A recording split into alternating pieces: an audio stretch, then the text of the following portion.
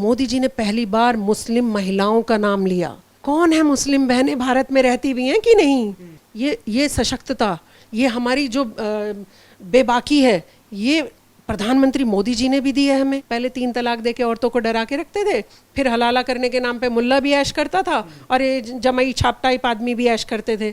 इन मुल्लाओं पे शिकंजा कसना बेहद जरूरी है। बुरा मानते हैं कि मुल्ला कह दिया, अरे भाई आप आलिम फाजिल थोड़ी हैं। आलिम फाजिल आदमी कभी किसी बहन बेटी को चीज नहीं बता सकता। आलिम फाजिल आदमी कभी किसी बेटी को ये नहीं कह सकता हलाला करके मेरी पत्नी हो और नाराज हो गई हो या मैं नाराज हो गया हूं तो जाके पहले किसी और मर्द के साथ सो। थी सम्मान की चीज थी सम्मान की, सामान नहीं थी। आपने सामान बना के छोड़ दिया और फिर खुद बन गए धर्म के ठेकेदार। पाकिस्तान भी ले लिया, 56 कंट्री भी ले ली, लेकिन आप तने हुए ही खड़े हैं कि नहीं भाई मेरा तो सिर्फ इस्लाम धर्म और भारत भी मेरा, मैं एक दिन कब्जा लूंगा, जो सो कॉल्ड क्या कहते हैं ये गज़वा-ए हिंद। ऐसे मुसलमानों को मैं बोल रही हूँ पड़ेंगे कस कस के। हिम्मत भी मत करना कभी ये सोचने की। तो जमाई का एक वीडियो वायरल हो रहा है, कह रहा है कि मैं भी चाहता हूं अखंड भारत बने। जब पाकिस्तान और बांग्लादेश जैसे अगर भारत के साथ जुड़ जाएंगे तो 25 करोड़ हम हैं, 50 करोड़ वहां से आ जाएंगे तो हमारा मुसलमान प्रधानमंत्री होगा। आखिरकार नरेंद्र मोदी जो प्रधानमंत्री हैं उनसे ऐसी क्यों चिढ़ है? देखिए, जो भ्रष्टाचार की दुकानें थीं, जो औरतों को इस्तेमाल करने की दुकानें थीं, मुसलमानों के बारे में बोल रही हूँ मैं ये खासकर, क्योंकि मैं मुस्लिम कम्युनिटी से आती हूँ।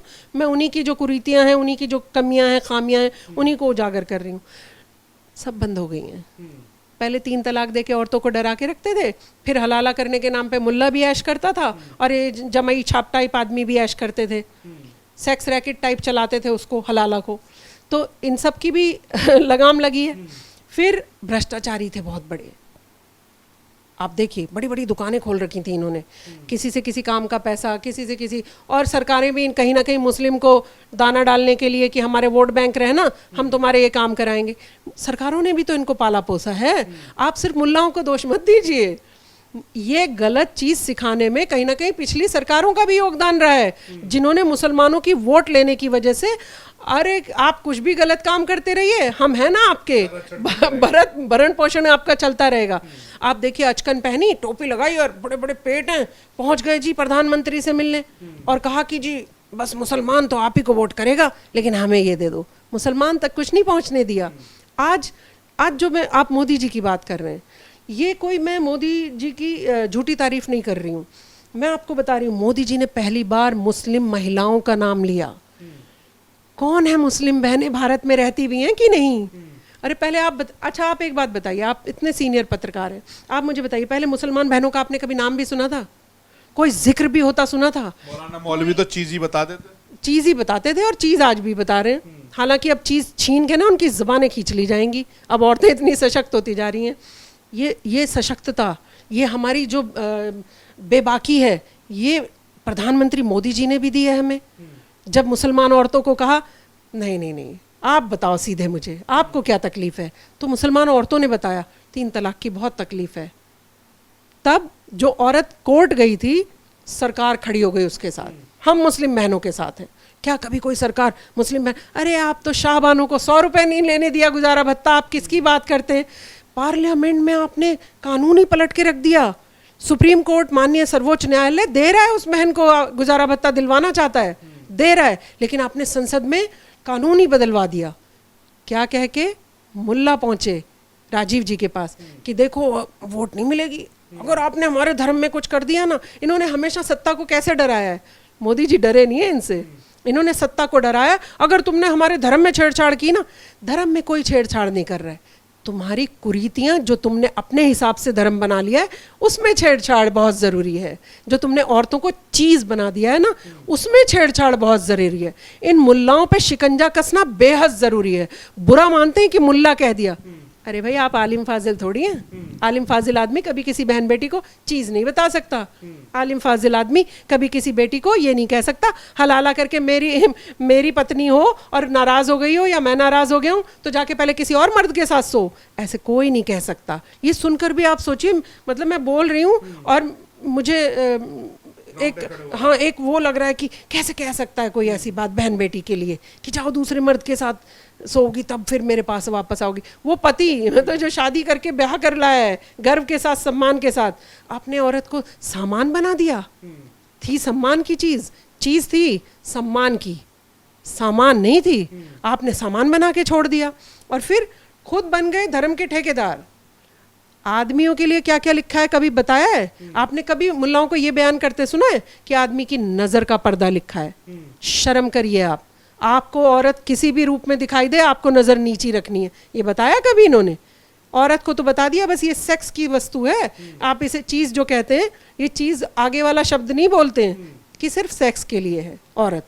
और कहते हैं बहुत सारे, आपको मैं इनके बयान दिखा दूंगी, ये सिर्फ बच्चे पैदा करने की मशीन है। अरे भाई औरत को भी अल्लाह पाक ने बराबर का दर्जा देकर भेजा है, नहीं तो आपको अलग तरह से पैदा करता, मुझे अलग तरह से पैदा करता, मेरा खून अलग होता, आदमी का अलग होता। मुझे सेम टू सेम जब अल्लाह पाक ने अधिकार देके भेजा है तो मैं इन मुल्लाओं की बात क्यों मानूं? मैं अपने अल्लाह पाक की बात मानूंगी, अल्लाह पाक के इस्लाम पर चलेंगे। मुसलमानों को ऐसा प्रण लेना चाहिए। और जो भी मुल्ला कुछ कहता दिखाई दे ना, पिटाई शब्द तो खराब हो जाएगा क्योंकि हम कानून को फॉलो करने वाले लोग हैं।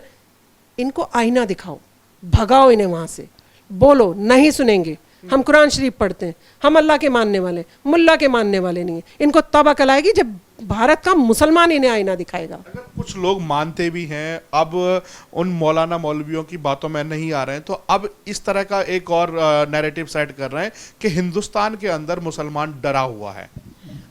जो मुल्ला, जो आप इसको स्कॉलर बोल रहे थे, जिन्हें जो डिबेट में बैठकर किसी बहन बेटी की बेइज्जती कर लेते हैं, पूरा दुनिया देख रही है आपको चैनल में, आप कहते हैं कि हलाला हमारा जायज़ है, हाँ? आप एंकर के ऊपर चढ़ जाते हैं, आप मुस्लिम बहनें जो कुछ अच्छा कह रही होती हैं उनके ऊपर चढ़ जाते हैं, गंदे शब्द बोलते हैं। वो डरे हुए होंगे? आप बताइए, क्या वो डर सकते हैं? और मुसलमान जो गर्दन काटने को उतारू कर रखा है आपने, वो डरा हुआ है? मुसलमान भारत का ना कभी डरा हुआ था ना कभी डरेगा।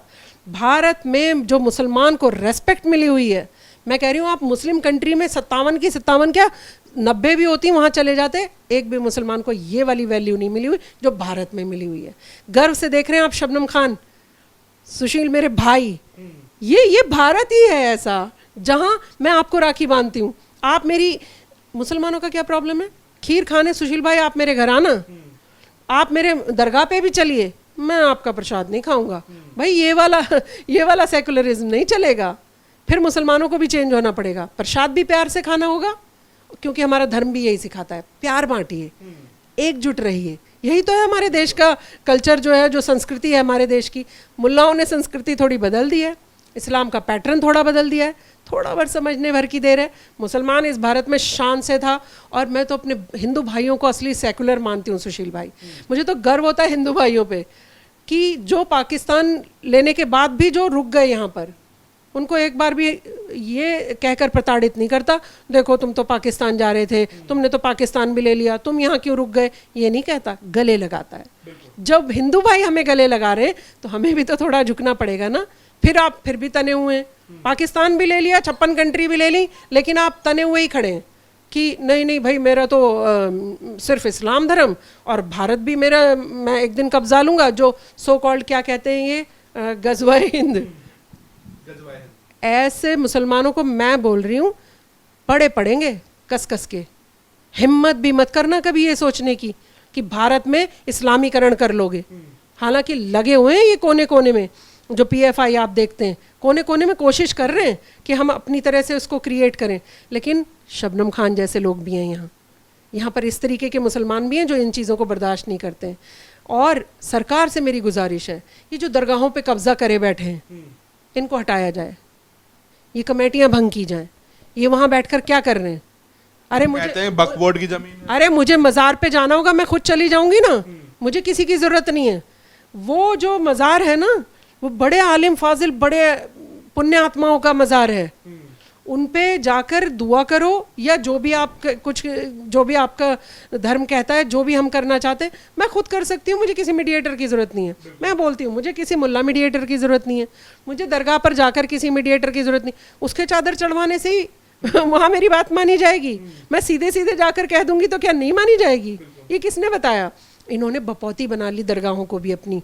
आप इनकी दरगाह में घुसेंगे, अलग तरीके का आपको माहौल मिलेगा। इन्होंने बरसों बरस से मतलब राज कर रहे हैं उन दरगाहों पर। ये अरे यहाँ से अल्लाह पाक को हम बोलते हैं, वहाँ सुनता है वो 7वें आसमान पर बैठा हुआ, तो क्या दरगाह पर हमारी बात नहीं सुनी जाएगी?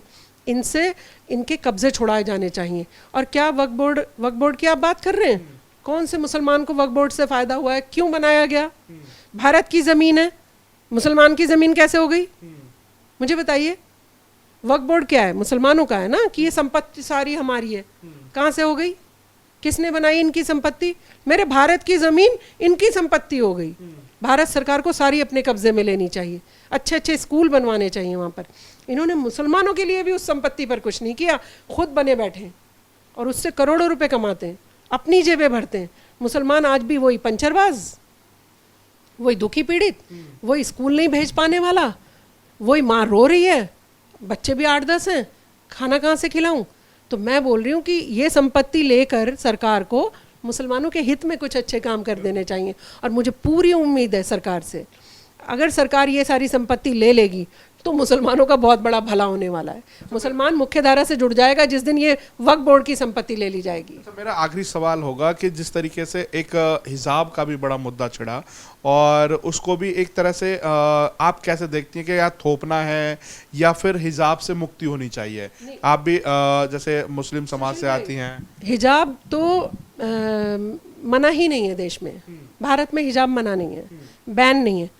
कोई हिजाब लगाना चाहती हैं लगाएं, मैं नहीं लगाना चाहती हूँ नहीं लगा रही हूँ। मैं लगा कर घूमना चाहूँ तो भी मेरे को कोई मना करने वाला नहीं है।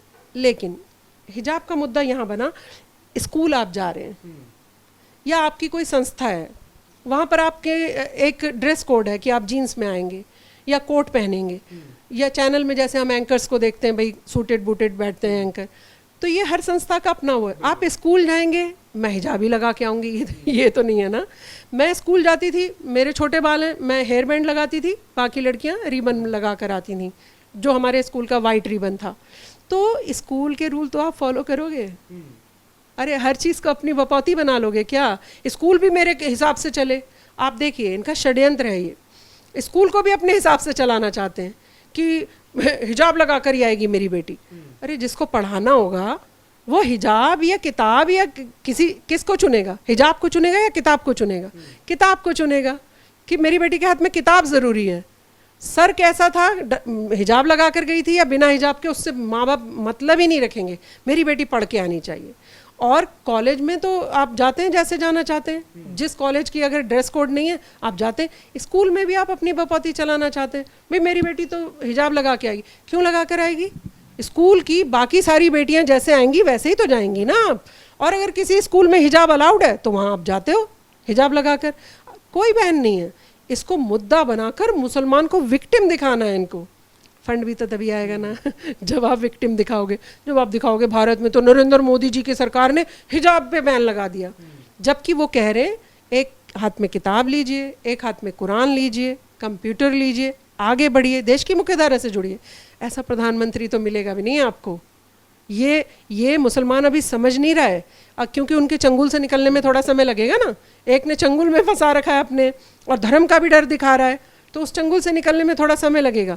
मैं बोल रही हूँ सिर्फ आप सरकार की बात सुनिए और तोलिए कि किसने हमें धर्म में फंसाकर, धर्म भी वो वाला नहीं जो अल्लाह पाक का है, धर्म भी जो इनका क्रिएट किया हुआ है।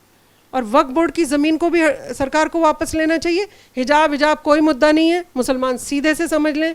जिस स्कूल में जो ड्रेस कोड होगा आपको वही पहनकर जाना पड़ता है। अब मैं एयर होस्टेस बन जाऊं और अगर मुझे अलाउड हो कि हिजाब लगा के आप एयर होस्टेस बन सकती हैं तो अलाउड हो सकता है, मैं हिजाब लगा लूँगी। अगर अलाउड ही ना हो तो क्या मैं ज़बरदस्ती, भाई ये तो जहाज़ मेरा है, ऐसे थोड़ी करूँगी। नौकरी करने जा रही हूँ तो सिस्टम के हिसाब से चलूँगी ना। तो सिस्टम को फॉलो करिए, कुरान को फॉलो करिए, प्रोफेट मोहम्मद को फॉलो करिए, अल्लाह पाक ने प्रेम प्यार सिखाया है उसको फॉलो करिए। मुल्ला के चंगुल में जब तक आप रहेंगे तब तक आप यही चीज़ें जो आप देख रहे हैं, 72 हूर, हिजाब, इन चक्रों में ही फंसे रहेंगे। इनसे उभरिए, देश की मुख्यधारा से जुड़ जाइए।